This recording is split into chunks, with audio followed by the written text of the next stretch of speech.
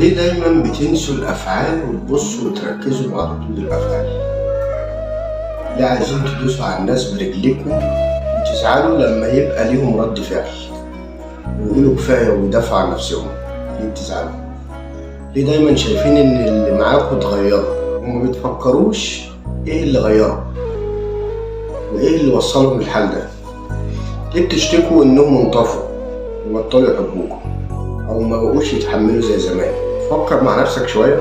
ليه ما تعترفوش بغلطكم إنكم السبب؟ انتوا اللي طفتوهم بأفعالكم، انتوا اللي قتلتوا الحب اللي جواهم ليكم، انتوا اللي وصلتوهم لكده عشان هما ما بقوش عندهم صبر ولا طاقة إنهم يتحملوكم أو حتى يتحملوا نفسهم.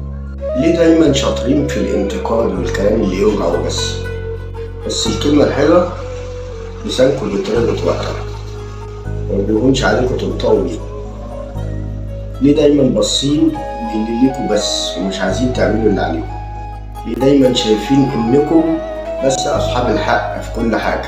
اصحاب الحق انكم تزعلوا وتتقمصوا، اصحاب الحق في انكم تغلطوا، اصحاب الحق في انكم تهملوا وتقصروا.